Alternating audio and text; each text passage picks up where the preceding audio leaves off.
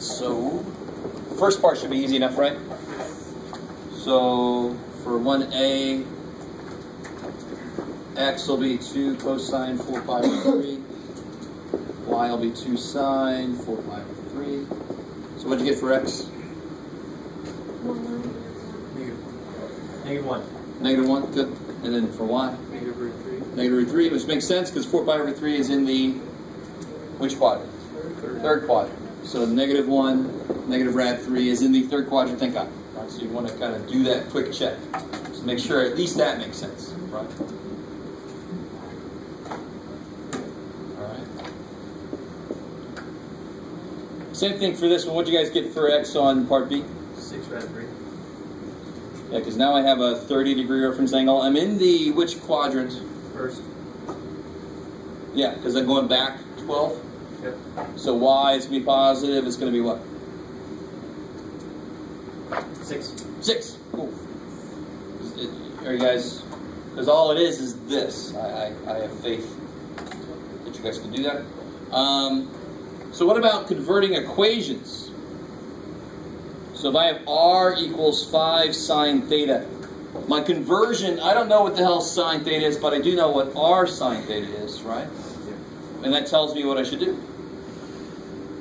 What should I do? How do I make this look r sine theta? Find what x is. Wait. Can't you do x equals... Do you know what r equals? Sort of. It's like plus or minus radical. That sucks. I'd much rather have r squared in my equation because then I can translate it into what? If this said r squared, what can I replace it with? What is r squared? X squared plus y squared. So there's two things both telling me to do the same thing. So I probably should do that. Both sides need one more r. So I'm going to multiply both sides by an r.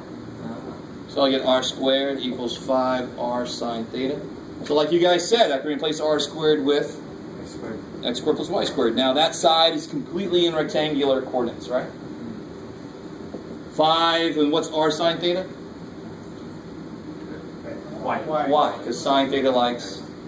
And this is yet another place where if you didn't learn SOHCAHTOA and you actually learned it the right way, it would help you, still continue to help you, right? Sine likes y, so r sine theta is y. Right? And some of you guys are like, shut up, man. Just talking down about my SOHCAHTOA. That's too damn bad. So that's a graph of a circle. Good, I love it. That would be a circle, which if you think about it, that makes sense. Just go. Yeah, r equals 5 is obviously a circle, but r equals 5 sine theta, it's interesting. What do you think? Well, if we work with this a little bit, what would I have to do to make this look like a circle? Do you guys remember? Set equals 1, right? No, you're thinking about hyperbola ellipse. Okay. Complete the square. Kick ass. So half of 5 is 5 halves, squared is 25 fourths. So it add 25 fourths to both sides. So I got x squared plus y minus 5 halves squared. And now I know what the center is. So the center would be 0, 5 halves. And then the radius would be 5 halves. So it would be like this. Right? Poor thing. Got a little bruise on the side. So it's interesting. Sine theta, 5 would be a circle centered at the origin, because r equals 5 would just be everywhere where r is 5. Okay, that would be this circle, right? Yeah. The radius is 5 everywhere around like this, right? So r equals 5 sine theta takes that and moves it up. R equals 5 cosine theta would do what? Move it right. Not down, because Move it it right. would move it right, because cosine would be in the X direction. x direction. All right. That's negative 5 sine theta. Well, what would that do? Oh wait, no. If it was inverse sine, it would move down? No, you're right the first time. I just wanted you to think about it. Okay. So r equals negative 5 sine theta. Because then at like pi over 2, r would be negative 5. So I'd face pi over 2, but I would go down 5. Does that make sense? Right. That's kind of a quick way to tell where that's going to end up, is just get a point and see where the hell it is. And we stop there for a second. Everything I just did is sort of on top, but it's all old shit. You should be able to do that very quickly. All right. What about part B? I like part B. Do I know anything about theta? Sort of. But tangent theta would be awesome. If I had tangent theta somewhere, what could I replace it with? What is tangent theta? Y over x. Y over x. Right? When I say that, I'm talking about rectangular. I'm going from polar to rectangular.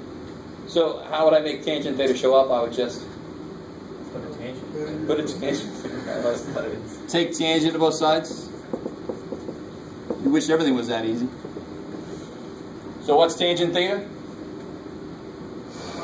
Y over x, kick ass. And what's tangent of pi over 6?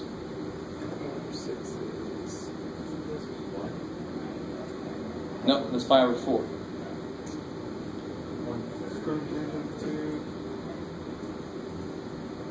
Is it 1/2 over root 3 over 2? So they root 3 over 3.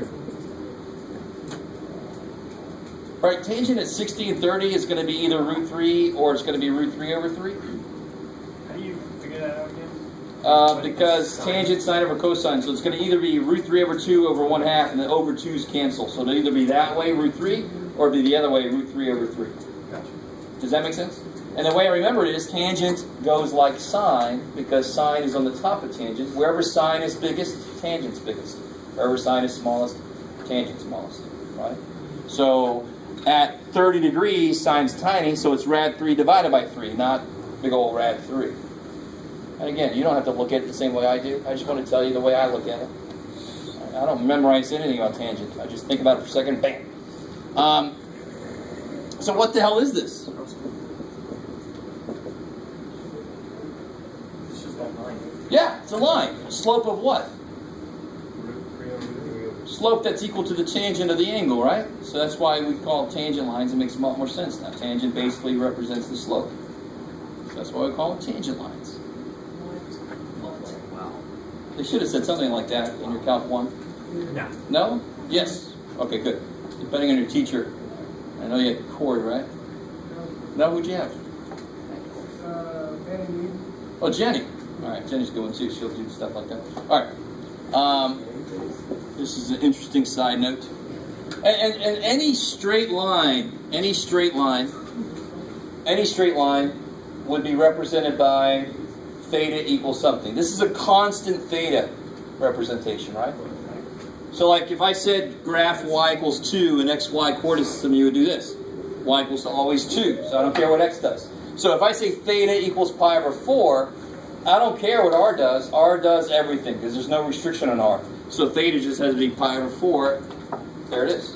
R could be 1, -1, 18 billion, -23. Just like the circle doesn't care what theta is. Beautiful. So if that would be theta with no r, if I have r with no theta, then theta does everything. And r just can do that one thing. And that's why I end up with a circle for r equals 5. Kick ass. Like it? I like it. I know I have a non-technical way of discussing things, but to me, that's the best way to discuss things. Okay. What about the graphing part? I'm going to have to throw this up here. And then we'll head out. Yes. I know, it's the most favorite part of my class. It's all right. I don't take it personal. It's math. I teach math. I got to go into this knowing it's going to happen. Jeff, I love your class, specifically when you say we can go. That's what you sound like to me. All right. Yeah. Welcome to Calc 2. All right. So this is what's called polar graph paper. I like this one. I had one I used to use before, but I had way too much shit in here, and it didn't have these bottom dudes. So to me, this is kind of like the best way to get the most information without too much clutter. So how do you graph these points? Why does it have a blue ring in it? I don't know. Because the thing I found did. So there it is. I think they were making a point. It was an example. They were making a point about a radius circle 5, right? But it just designates a 5, right? Now, real quick, I want to talk about scale. Because now we have theta. Theta is easy enough. I can see theta scale. Theta scale goes in a circle. It's neat. Where's the R scale? The rings. The rings, exactly. So this would be, I can call this 1. So all the way around this, it would be 1, 2, 3. And what's really nice is that x and y still exist within this. So I'll make that point here in a second. So all the way around, -1, -2, -3, -4, that's exciting. -1, -2, -3, whatever. All right. So how do I plot the point 3 pi over 3? There's two ways you could do it. You could either look at pi over 3, look at it, and then go out 3. Or you can go out 3 and then rotate through pi over 3. Believe it or not, people like one way or the other, or certain points are easier one way or the other. So you got two ways to look at it. Do you guys get both ways, or did you pick one already that you like better? Cool. Do it. So you can look at pi over 3 and go 3, or I can go 3 and then go through pi over 3. Walk through a sector of pi over 3. Alright? Or an arc length. For 3 pi over 2, where would that be?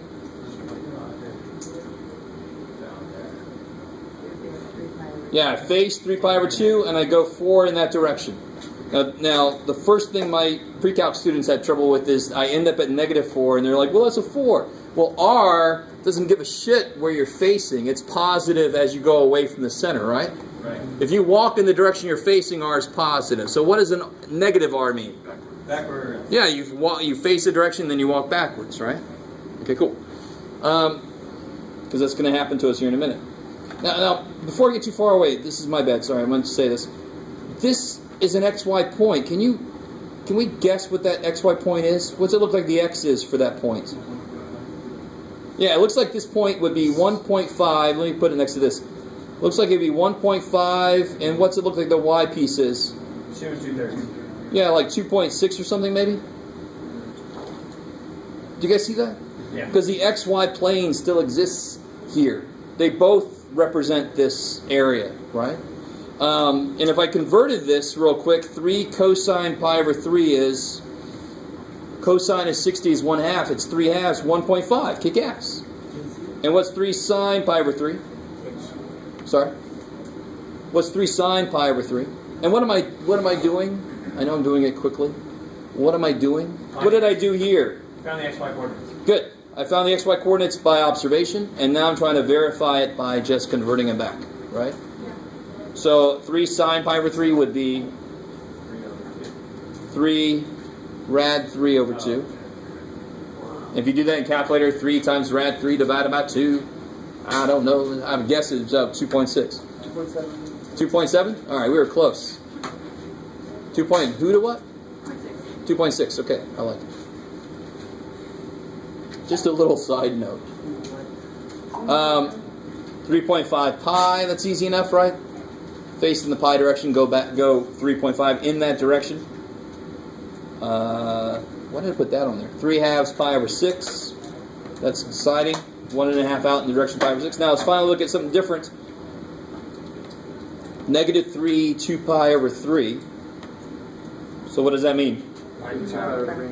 Look at 2 pi over 3 and then go back.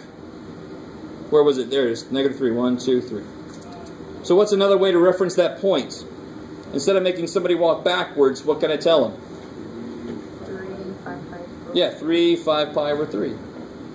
How many ways are there to rewrite, or how many different representations are there for any given polar coordinates? Well, infinite. Infinite, because you can have rotations. But taking rotations out, there's like a main one with a negative R and a main one with a positive R. Does that make sense? Cool. Because I could write this as negative pi over 3. I could say 3 negative pi over 3. Ooh. Right? Is that cool? So there's a lot of different ways to represent polar coordinates because of the repetition of the whole idea. And then finally, -11 pi over 12. So where do I end up actually looking? Oops, sorry. Where am I at? What's the question? Can you visually convert from rectangular to polar on here? Like how you just did? You could approximate it, yeah. Approximate it. Yeah, but you would never be perfect, but it'd be close enough for a lot of things.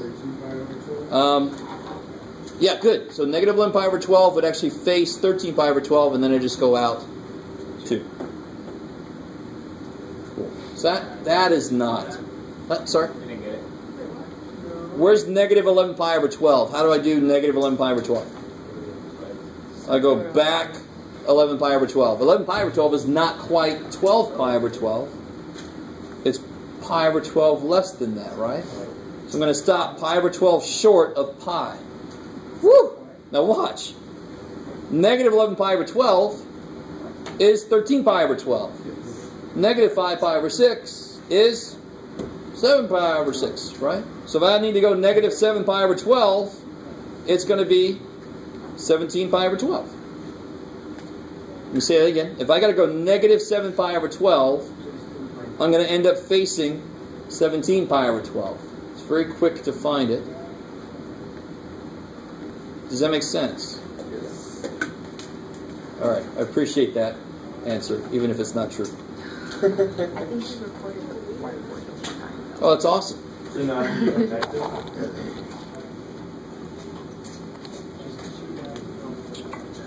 Do you connect them? No, these are not all from one single graph. But if I give you an equation, you can do a table of values and then graph them. Right? And that's the next thing we need to talk about is what do these graphs of polar equations look like? You can have the one that's called the cardioid. Well, yeah, and people call it the butt graph too. Yeah. People being you. Normally it's not me first, but I just want to get it out there. Hi.